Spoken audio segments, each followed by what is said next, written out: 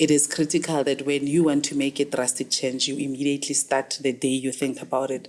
If I've managed to lose that much, there's nothing else in life that can, be hard for me. When I was growing up, I was dark. I had long hair that was very hard, I was dark in complexion. My teeth are off-white. I was called an ugly kid. So I usually tell young people when they come into the system that, look, as a trainee, you get paid to learn. So never, ever miss that opportunity, because you go to work every day. You can't sit on your desk and do sophisticated things on the computer. And for you to learn, you must be able to humble yourself and learn from even the simplest or the person that you think is low in the organization, because those ones have a lot of knowledge that can help you to be a better person. Hi everyone, welcome to Motivation Corner, the biggest podcast in Witbank. And this is Mpulu Gang, and I'd like to welcome those who are here for the first time. I'd like to say you guys are welcome. And while at it, please don't forget to like the video and subscribe. To those who are returning and those who've been here since day one, I love you guys, and I just want to say I appreciate you and thank you so much for your constant and consistent support. Okay, guys, so today, guys, I'm with a lady that I really adore, the woman that I look up to. She doesn't know, but social media, I'm looking at you and I see everything. So today I have a mother of three, and her children's name starts with L. So she's a mother of triple L's. I'm sure it was deliberate. Also, she was born and bred in Pretoria, did her school in Pretoria and her tertiary in Pretoria, her first degree and the postgraduate in University of Pretoria. And also, she has a master's in electrical engineering that she did in Warwick, University of Warwick in the UK. Guys, do you get the person that I'm interviewing? She's so big, guys. Also, she started working as a trainee at Eskom, and now she's a senior manager. Outside of all these things, she's also a part of the board in a children's home, and she's part of SGB at school. At primary school. Also, she believes that we are being given 24 hours a day. So we ought to use those hours wisely and not waste them. Guys, welcome, Miss Yvette Shibambo. Hey, welcome. Thank you for the welcome.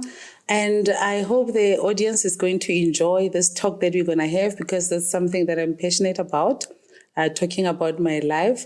But I have to be also ensure that I'm politically correct in unpacking some of these things. And just to correct something, I don't want people to come to me asking for me to help them with generators and everything. My master's is in engineering. It's broad. It's not electrical. Yeah. Oh, okay. So I don't know how to service generators and all those things. So, yeah.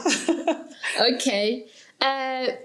One of the reasons I called her to talk to her, previously, I'll see her status. She'll be talking about the mistake she did in finance, with her finances while she was still working, like those things. And I always thought, I feel like we are all of us, like her friends on Facebook, we are too little for the information that we are receiving. So I always thought, I wish someone can interview her. I wish someone can have a conversation with her so that the whole world will learn from her. But little did I know that since I'm the one thinking of it, God is like, you're going to have to do it, my girl. And thank you so much, Sis Yvette, for honoring the invite. And it means a lot, because this is still a growing podcast.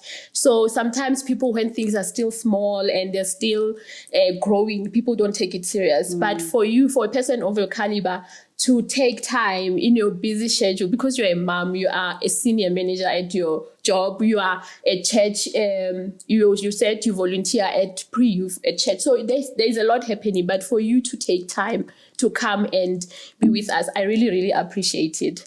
Thank you. So as we're talking about the social media, last year she was celebrating her 50th birthday. Yes.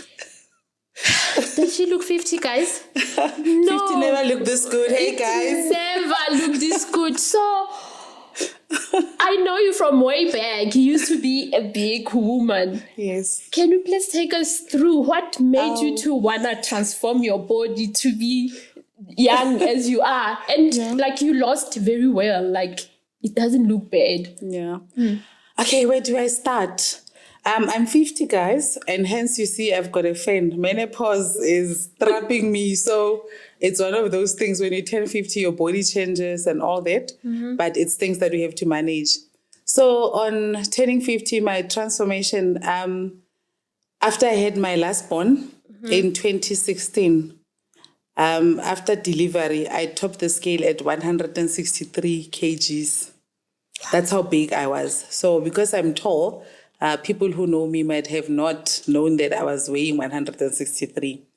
I sat down and I looked at these kids. My firstborn is 23. My lastborn is now 8. And I asked myself, I have an 8-year-old.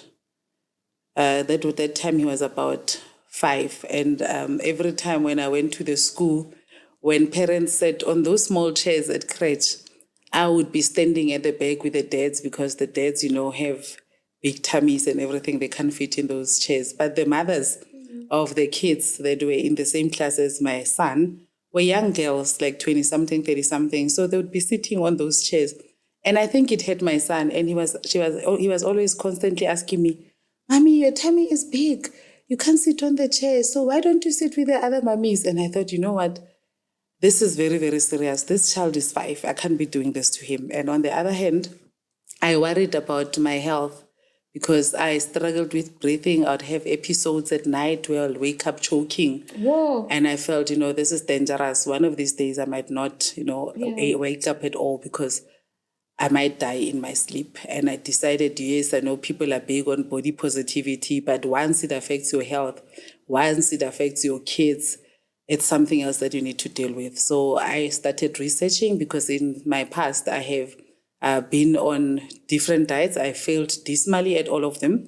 And I thought I need to be very, very intentional about this. Number 1, it has to be a lifestyle because it's something that I want to do forever. Number 2, I must enjoy the food that I eat because I love food and I can cook. So it has to be something that I'm going to enjoy. I started researching. Then I came across Benting. Oh, okay. And I joined a group on Facebook, and I saw, how people have lost, and I saw that even though they were losing their bodies, were not impacted. You didn't have a lot of loose skin. And I thought, let me join this group and see how it's happening. And I started. The most important thing in life is about starting. Sometimes we postpone things and say, I'll start next week, Monday. Yeah. I'll start when the month starts. But it is critical that when you want to make a drastic change, you immediately start the day you think about it. So I joined the Benting group. It was during COVID. At first, I was struggling. So because I'd get hungry, what I'll do is I will ensure that in the morning, because they were allowed food, I eat, to the max until I was full.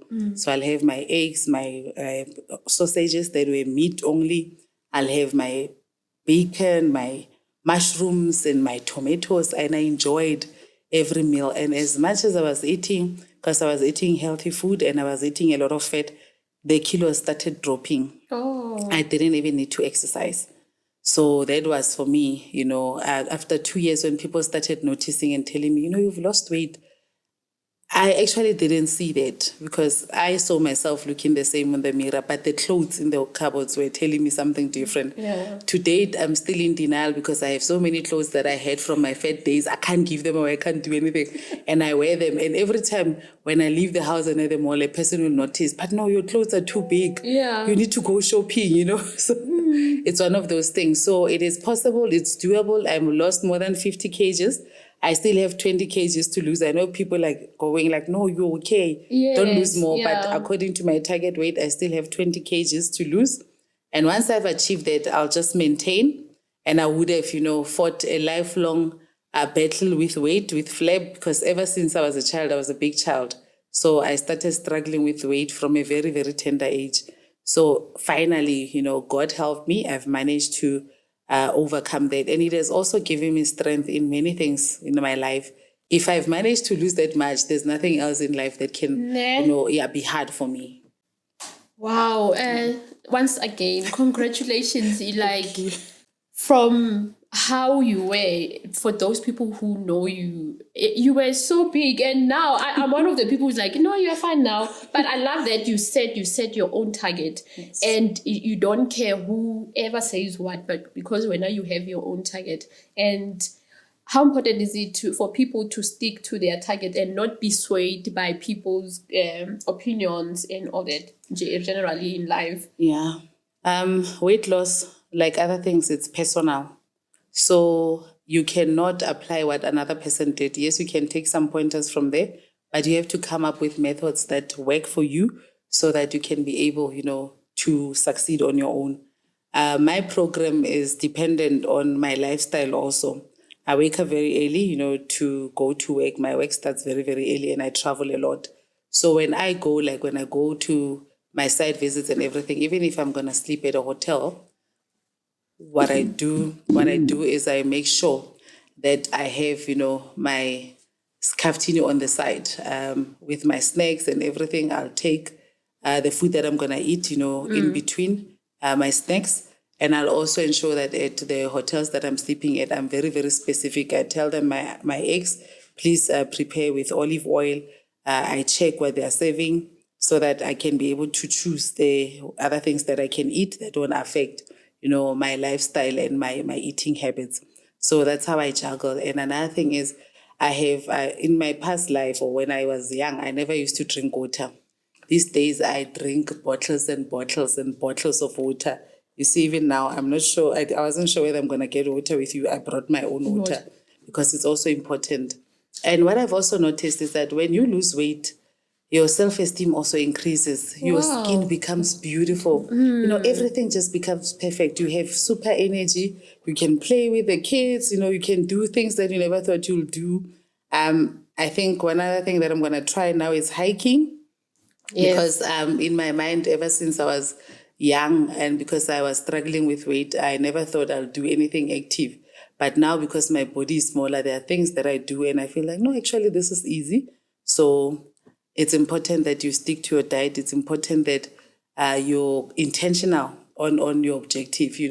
If it happens that you cheat for one day, yes, you'll be invited to parties and all that. If you eat a cake, do not give up the next day. Next day, go back to your healthy eating habits so that life can go on. I do cheat.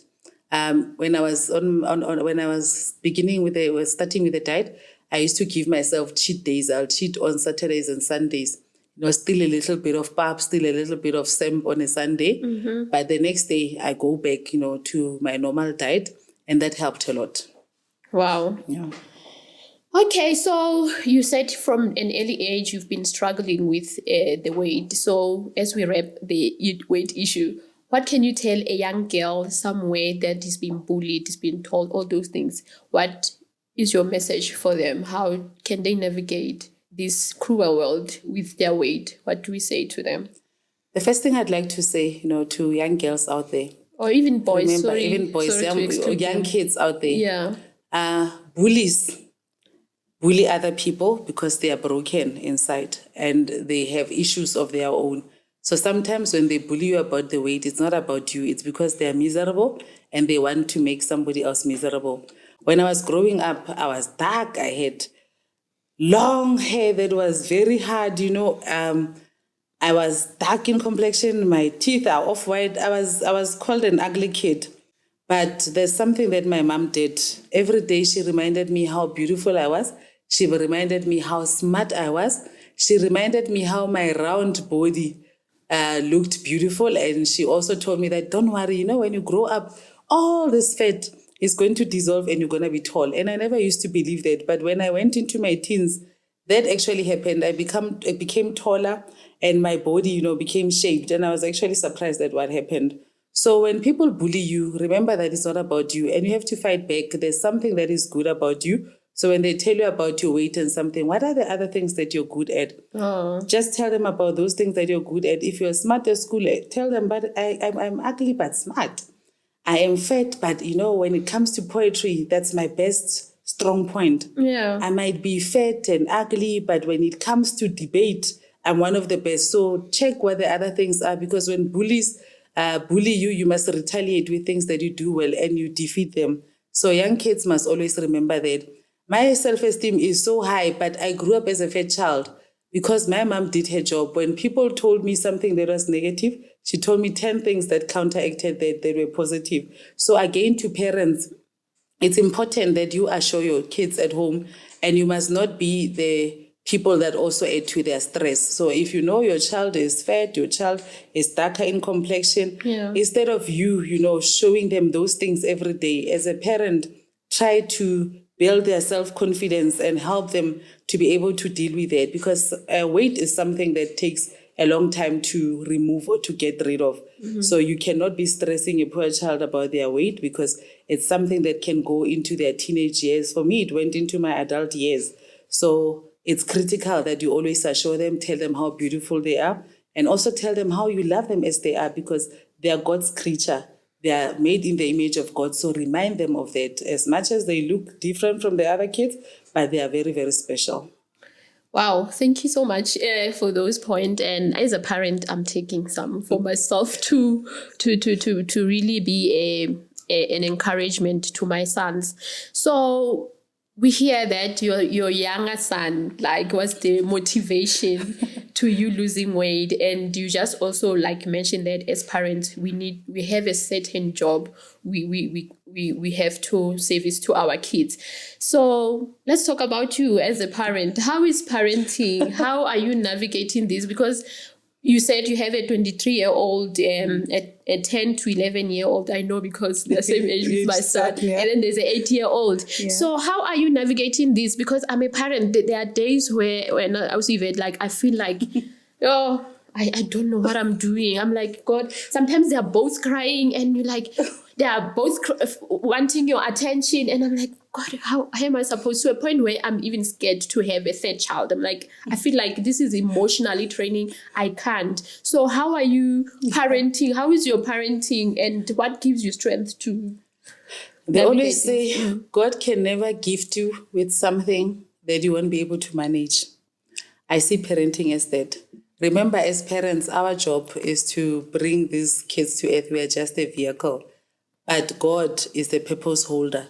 So we need to always ask him for guidance and wisdom with regards to how we deal with our children.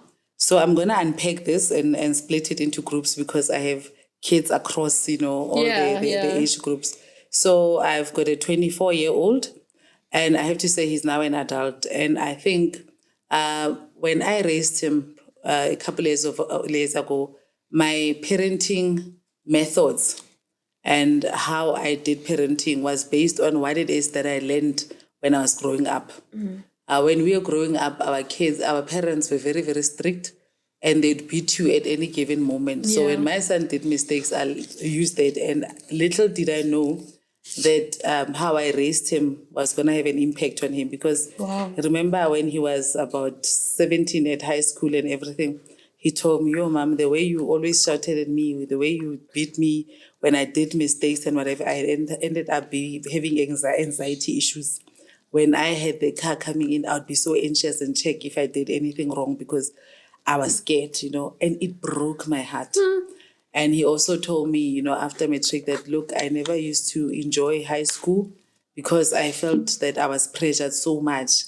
I felt as if you wanted to turn me into little you. You are good in mathematics, it comes natural to you. For me, it wasn't easy. You helped me with that. You'd get frustrated because some things I was not grasping, and I thought it wasn't, my line of thing.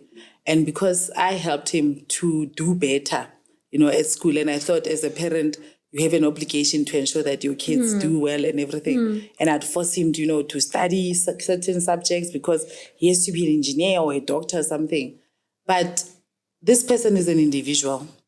This person has their own hopes and dreams and everything. And I think the turning point for me was when he was in grade 11. And when he came back with his results in December, I was actually shocked. And I looked at him and said, "But your maths and science are so bad. What are we going to do?" And he said, "I told you I don't want to do maths. And next year I'm not doing maths. I'm changing subjects." I remember going to the bedroom and praying and saying, "God, this is your child. Guide me. How do I do this before I kill him?" Yeah. And God just told me, peace. And I heard this word peace. And I went back and told him, I'm not going to force you anymore. What is it that you want to do? And he told me, I want to do anything that has to do with PlayStation games and everything. I had no clue how to even maneuver that and everything. I allowed him to change subjects. He started geography in his grade 12 studies and everything. And I had to research, to check tertiary, how do we go about this? And, God opened ways, and then he ended up doing a career that he's happy at. And for the first time in my son's life, he was happy when he started at tertiary because he did the subject that he wanted to do. Then fast forward, after paying for a couple of years and whatever, he told me, what, I'm overwhelmed. I want to take a gap year. The normal me was going to freak out and say, you're not going to do that and everything. Yeah. Not in the middle of studies. I prayed again. That word came back, peace. And I told myself, let me allow this person to do that. And I allowed him to do that. So what it taught me is that we must trust God. He's the one who brought these people to earth. He's the one who knows what their purpose is. We have experience. There are things that we are afraid of. So as parents, one, we want to be very overprotective. Yes. Two, we want our kids sometimes, to walk in our shoes. Three, we want our kids, to follow certain careers. But does that resonate with what they want to do in life? Is that going to make them happy? Four, we grew up in the old dispensation where for you to be successful, you needed to be in particular careers so that you get a job. The kids these days are very, very clear on what they want in life. For them, it's about happiness. For them, it's about fulfillment. Yeah. So they don't go to a job to earn a salary. They want to enjoy the job that will make them money. Yeah. So I think we need to get, to grips with it, that life has changed. Things have evolved. How we used to raise kids then, and now it's very, very different. My second child, when I gave birth to this one, after a few years, 18 months or so, we realized that, this kid, unlike 18-month-old kids, she's not babbling, the words that we know, mama, dada, and whatever. She's quiet, she's like mute. And I thought, the dad said, but isn't there something wrong? Because she's got other siblings from the dad's side. Because I think he was comparing to say, but these ones are almost the same age. This other one is talking, but this one. And, me being me, I thought, no, man, there's nothing wrong. This kid is raised, in between high walls and everything. Yeah, she doesn't yeah. have friends around, so it's normal. She'll be okay. But at age 2, age 3, I then realized, what? I can't be stubborn about this. We need help. Consulted a speech therapist, and then she started doing assessments, and she saw that mentally this child was normal. The only thing, she had a speech delay, so we started dealing with it. Went through a roller coaster ride, ups and downs, emotionally issues, the frustration from the child. She went into school when she wasn't at the level with other kids. It frustrated her. So it was taxing for both of us. And I thought, what is it that I can do to make this child feel better? I taught her how to bake at age 4. She started baking, and that made her feel good because I could see how she'd be happy that she created something. Yeah. And remember, this child is going through the most, she's not at the same level as her peers and everything. So something needed to make her happy. So we tried this baking thing, and she started baking, and she was good at it. Speech therapy, we were consistent. She went on sessions for 2 days in a week. We reduced to 1, and I have to be very, very thankful to the speech therapist that was dealing with her, Dr. Mbangula at Emalahleni. She was so patient, helped us through this. Then at age 6, I gave her a task to say, look, do a speech. So she went to her bedroom, came back. When she spoke, I cried. Because I looked at this child who could not utter a word. When I looked at the confidence, when I looked at delivering that speech, and I thought, God, thank you for giving both of us, the strength to be able to go through this. So the nuggets that I can give out of this is that when you see that your child has issues, it can be emotional issues, it can be speech, it can be psychological issues. Do not just sit and say, you know what, unjalo. There's nothing like that. Be stubborn as a parent. And you must go all out to get help, because sometimes I know we will be mindful of how much it's going to cost. my medical aid ran out. I had to go now into my own pocket, own allowance, given all the financial issues that I had to be very, very strong and use some of my allowances to pay for this. Instead of me going to movies or hanging out with friends, that money I would use to pay for speech therapy because we ran out of the medical aid. But today, I have to say I'm very, very thankful for that because I see the benefits of, sacrifices as a parent. So as a parent, you also need to sacrifice. Sometimes for the sake of your own child, you need to bend back and do some of these other things and sacrifice the little money that you have to make sure that your kids are okay. Another thing is talking to your kids. When my son was still small, because I'm very, very busy, I used to have dates with him, my firstborn. On Fridays, I'll make time with him. We go out, we talk, and I ask him how school was. And that's where you pick up a lot of things. When your child is bullied, you'll pick up from those discussions. When your child is not happy at school, you'll pick up from those discussions. If they're doing well in sports and other codes, you'll understand and pick up from those discussions. So it's critical that as parents, especially the married parents, because remember, you have a partner that you focus on, you might neglect, the kids. So be intentional and ensure that at least on a weekly basis, you have one-on-ones with your kids, talk to them and find out some of these other things that are happening in their lives. The last born, that's me. You see, me and that guy, same WhatsApp group. He's your replica. Look, serious replica. So people who went to school with me, my brothers and everything, sometimes when I say, but where does this child come from?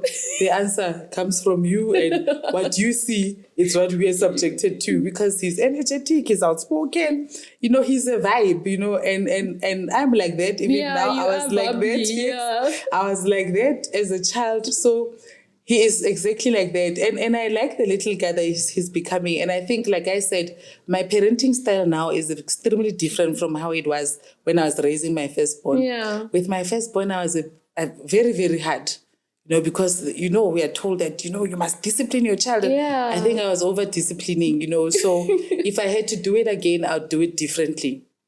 So with these ones, I'm more relaxed. And my firstborn would actually say, these guys are lucky. The things they get away with, it's because maybe the age, I'm tired, and at the same time, but you also know I'm better. correcting, and I'm correcting, the wrongs that I did in the past. So I encourage them, like, when we ask my son what he wants to be, he says he wants to be a policeman. And I'm not gonna, go against that as a parent and choose a career for him. Yeah. So basically, parenting will show you flames. One last time I want to touch on parents who have teenagers. I usually tell my friends, because I used to be in the youth ministry for a very long time, and I understand teenagers. By the way, she was my youth leader at some point, So I usually tell parents that, all teenagers have drama.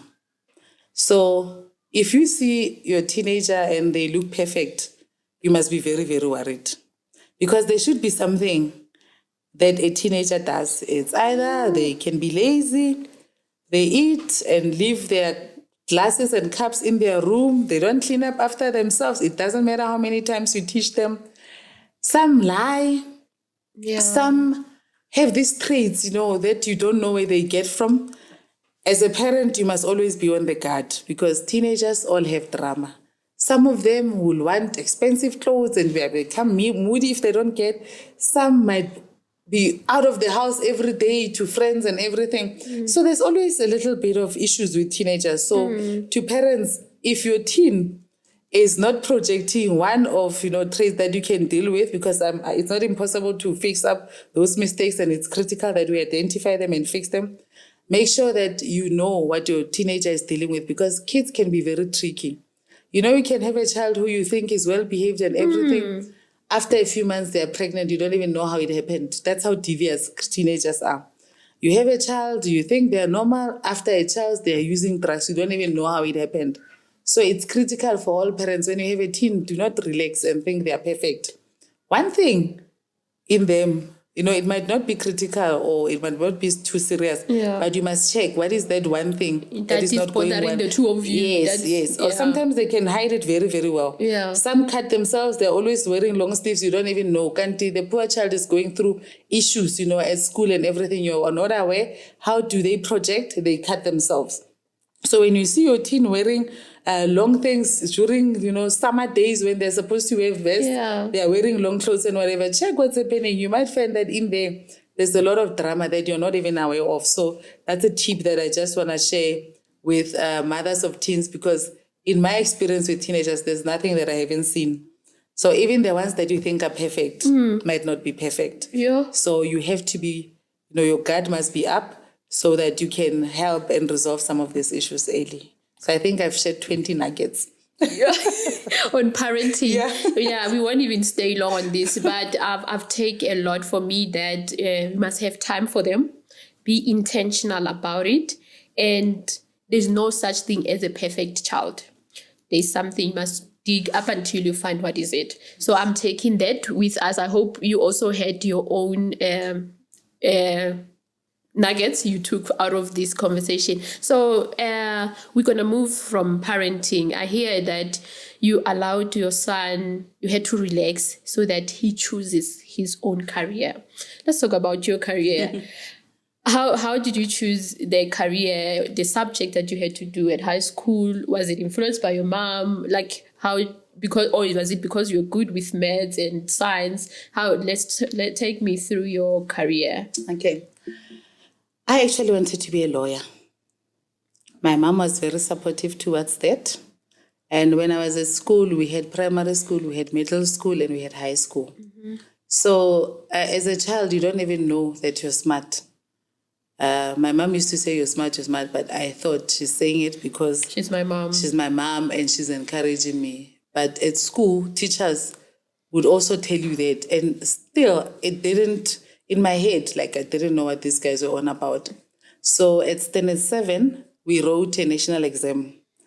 And in that national exam, I think I got about 4 A's. And then we're doing 7 A subjects. And 5 A's and 3 B's, something like that. Wow. When I went to high school, I told the teachers there I wanted to be a lawyer.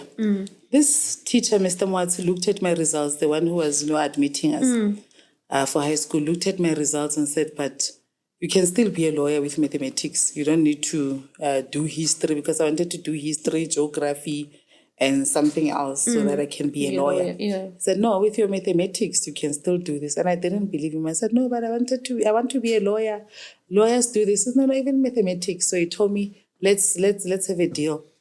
Do the maths and science in standard 8, and you can change to standard 9. Did maths and science. End of the year, I'm position 1 in class, position 1 in the grade. I tell this guy, I want to change. And I said, but no, continue. Yeah. You're doing well anyway. You're doing well in any way, so you'll be okay. I continued. Next year, same thing. Matric year, by June, same thing. You're adamant with your lawyer thing, hey? So this guy said, no, don't worry, you'll still be able to do law. March, April, people from different companies come in.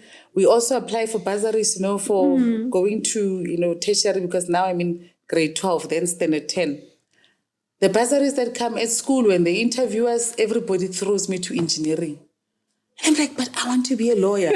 And law didn't have a lot of bursaries at all. And I ended up being interviewed for chemical engineering, this and that. Got bursaries at University of Almina. I don't want to do engineering. I ended up being in mathematics. My first degree is mathematics, by the way. Oh. Doing mathematics to the end, I've got good grades, and my law now is gone, guys. I'm in these fields that I don't understand. I do a postgraduate in engineering. ESCOM takes me. I had a scholarship. When I finished my matric, I had 4 options for bursaries. But I took the ESCOM scholarship. I actually got the option. I didn't want to do engineering, like I said. And my mom said, okay, I'll fund your first year. At school, when I got to techies, they give scholarships to students and whatever. I ended up with an ESCOM scholarship. They want me to do what courses that ESCOM sponsors and everything. So that's how I ended up at ESCOM. I ended up in the engineering and project management field. They funded my postgraduate. They funded my master's. I'm thinking, so I'm not going to be a lawyer anymore. But in my heart, guys, I wanted to be a lawyer. But now I'm a senior manager doing projects, in ESCOM, construction projects. So my job is to ensure that, the teams, they do or deliver, you know, on tasks and everything. Something that I never dreamed of. But as you have it, I'm actually enjoying the job. I'm actually I wanted to ask, enjoying are you having fun the now? challenges. I'm having fun every day. For me, it's fun. When challenges come, if there is a problem in any area, they know who to go and get, you know, and that's something that I never thought of. Yeah. So I'm a woman in the technical construction environment. Recently, there was a book, a coffee book table where we are profiled as women. And people have been asking me, because in my book, I'm having a suit, I'm wearing a suit and a hard hat. So people are asking me, that's a nice combination. So how do you find the job? I'm loving it. And when I got, let's talk about the career now. When I got into ESCOM, it was in 2001. Yeah. When we got in there, I think we all know, you know, how the environment was. You didn't have a lot of women in the technical environment. When you go into an area, you find somebody working, they tell you, they don't give you information and say, soon you're going to be our manager. And I was only 1 week into the job, and I'm like thinking, why would this person think I'll be they are manager? Well, they have experience and I don't have anything. Yeah. And I'll be surprised. Then I thought, I'm not going to win. Was it a happy comment that you're going to be a manager, or was it wasn't a happy comment? Like, I think people were threatened, inferior complex, they're threatened, and as a result, they withhold information and don't want to help you. But because the power station has so many resources, I had to be strategic and felt okay and understand how the business operates. So there's maintenance department, there's engineering department, there's operating, you have finances, you have HR. I would fit in the other one, like operating, maintenance, and engineering. The engineering guys were arrogant. They didn't want to help me, and I thought, okay, I'm not going to win here. Maintenance, you also have those engineers and people who've been there for you, they don't help. Operating, you have a combination. And you have these guys who understand the plan more than anybody else, understand it more than the engineers. I decided these are the ones that I'm going to scheme. So when they said night shift and whatever, I volunteered. I'll go with these guys everywhere. They teach me parts of the plant. They'll have, when I told them, I need to understand the stations, they'll have patience to take me from the mine where we get the coal and explain the process on the way and tell me, you see, this is the mine that we're using. It has 2 seam and 4 seam. The coal gets onto the conveyor, and in between we have instruments that, you know, trap iron or any iron or rocks and whatever. They explained everything to me. They explained how the power station operates in Zulu. To an extent that today I understand, they'll tell me, okay, unemil ikhanda malahle, mayiqeda amalahle angena ku classify ithatha lamakhulu alahlela phansi amakhulu lawe PF angena ku boiler. So they'll tell me that in Zulu, so I understand the whole power station process from where we get, you know, our coal until where we get it out, when it goes to the grid, where it goes. Why? Because the operators taught me that. So after I learned from them, I had to now understand the sophisticated part of the engineering. Then I'll go to those clever ones, find the ones that are receptive. They'll teach me, you know, what is an operating regime, what is a maintenance regime. In engineering, how do you do designs on all that? Show me how to read drawings and everything. So with the combination of all those people, I learned to understand how our ESCOM business, you know, works. If you wake me up at night and ask me, tell me what is the operating regime of a mill, I'll tell you, because I was trained and taught. So I usually tell young people when they come into the system that, look, as a trainee, you get paid to learn. So never ever miss that opportunity, because you go to work every day. You can't sit on your desk and do sophisticated things on the computer. You need to wear your boots and understand how the whole plant operates. Now as a person who's accountable for project managers, there's nobody who can tell me stories that are not true, because I understand the plan. When they tell me we can't do this, I tell them, no, you can do it because of 1, 2, 3. I know the plan. I know how it operates. Now in project management, I know how to execute projects. So there's nothing you can tell me. Understand? So that's how important career is. And for you to learn, you must be able to humble yourself. And learn from even the simplest or the person that you think is low in the organization, because those ones have a lot of knowledge that can help you to be a better person. So you knew, like, you also wanted to be the manager? Or it was just you being curious? Or because they said it, you were like, let me just learn. Or like, I want to get... Or how like, the manager thing came up. No, the dedication to be like... Because it's not all of us, like, truth be told, when you get to a job, you just want to do the job that you are hired to do. Even if a trainee, you'll just be like, like you get an internship at a certain company. In that department, you just want to learn about that department. So your zeal to want to learn the whole thing, was it you foreseeing yourself that I'm going to be a manager one day, or you were just curious? You're like, I refuse not to know. Yeah, I think earlier on I hinted on our personality, me and my son's personality. We are hectic. We are curious. We want to know everything. We want to interact with everybody. So I think that helped me to be where I am. And also at the same time, I had an excellent mentor who taught me when I started that in the organization, you're not going to be able to survive by yourself. You need to create a network of people who will help me. Like if I struggle with anything, even today in my area, I know who to call in head office who can help with something.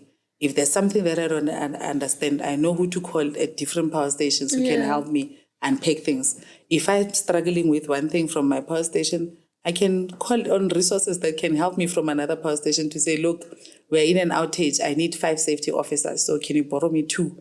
They're going to work from this time and this time. So I just, I can't struggle and say, I don't have resources. Like in my projects, I have severe resource constraints, but my work is not getting behind because every time there's an issue, my job is to unlock and help the guys. So that is that trait that everybody needs to build, that when you go into an area, do not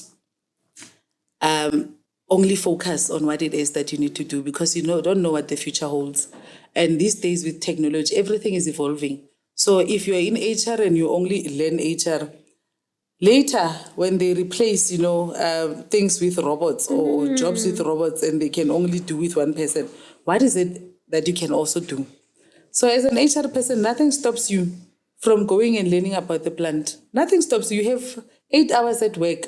So you can't be sitting and waiting, to recruit people or for adverts to run. Yeah. During that time when you have spare time, go and bother other people. When I get trainees on my system, I train them on everything so that they understand everything. They understand their work.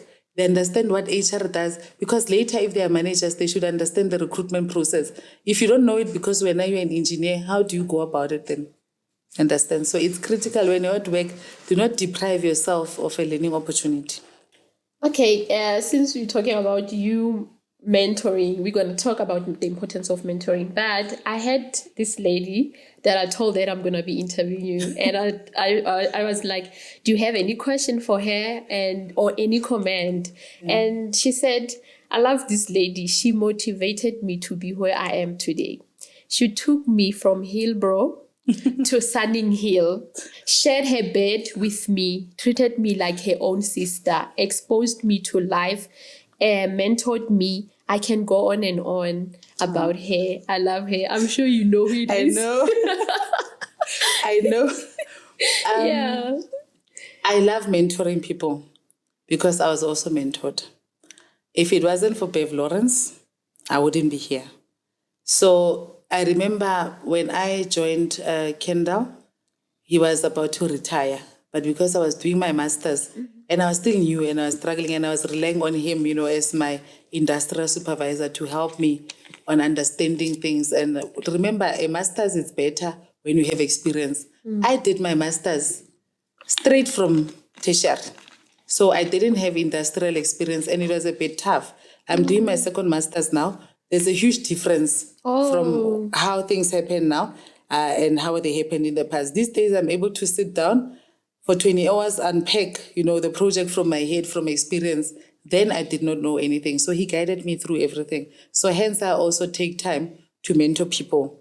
I have official mentees that I take through, work with regards to how to execute your work, and I coach them on what the work environment expects from you and all that. So those are official arrangements that I have. Outside of that, I've raised a lot of kids. Like people ask me, how many kids do you have? Because I've got a lot. Yes. Every second day when you find me, there's a kid that I've adopted that's staying at my house. When they grow and I've groomed them, they move. There's another one who moves in. So my life is like that. And the one that we're talking about, I remember when I met her, I could pick up that she was very, very smart. And I challenged her and told her, Eskom has further study.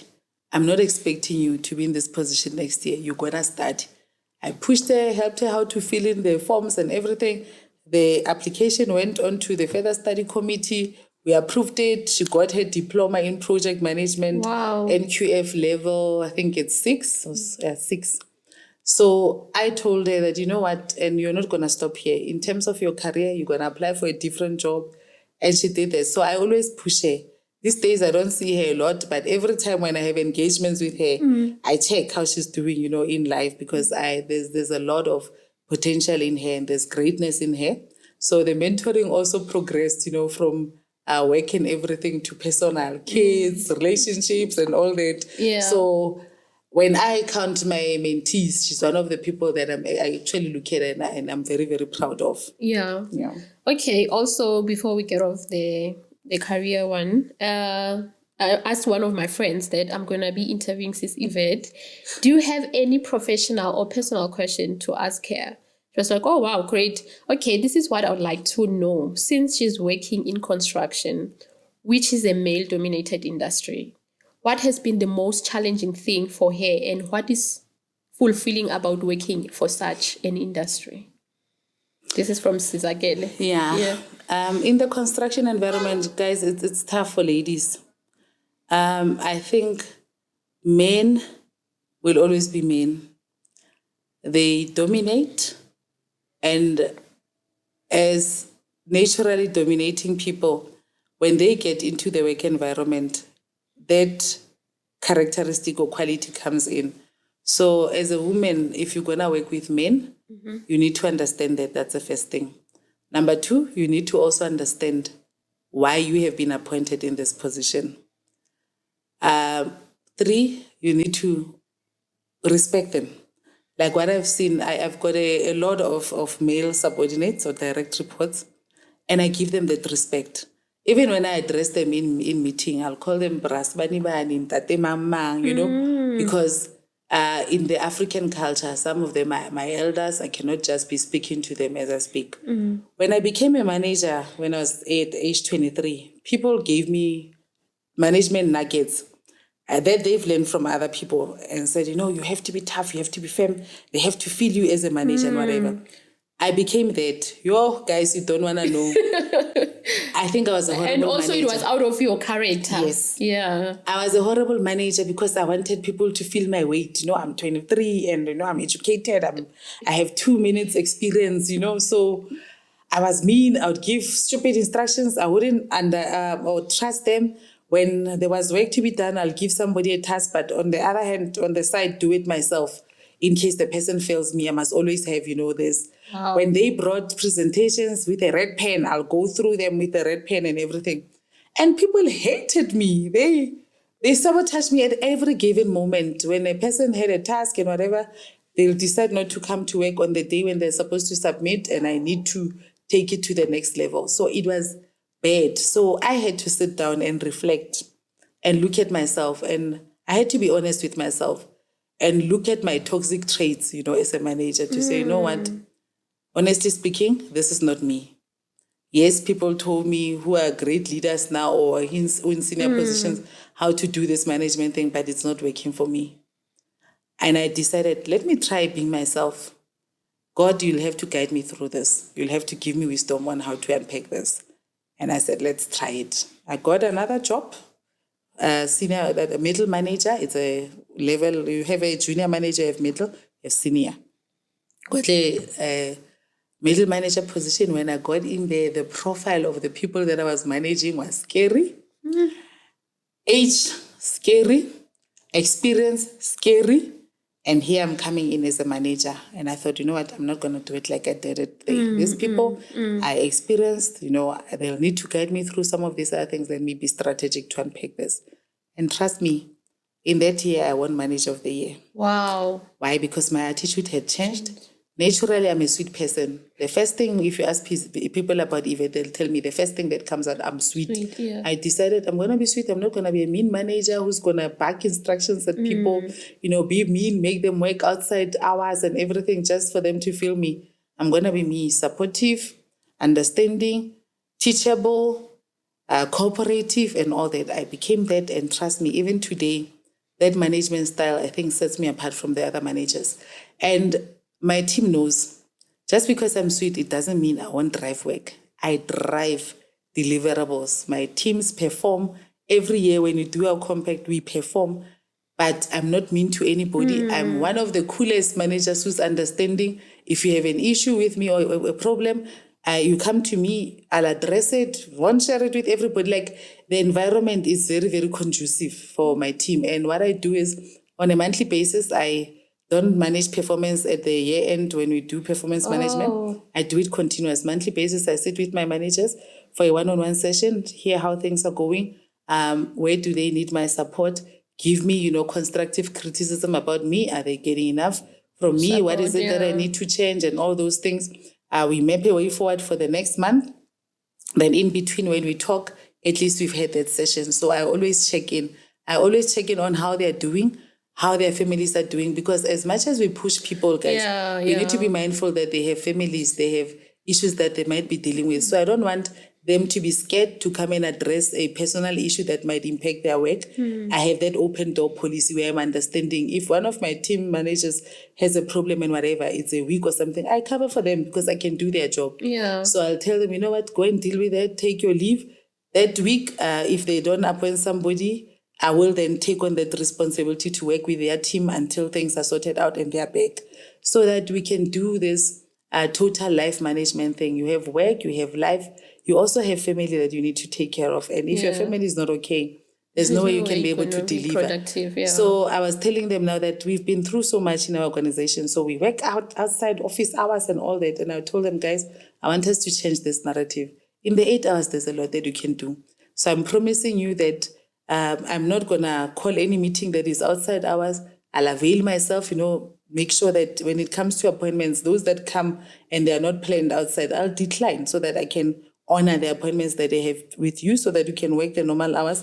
On weekends, I'm promising you I'm not going to bother you. I need you to do the same. So basically, that's how we maneuver in offices or in their career.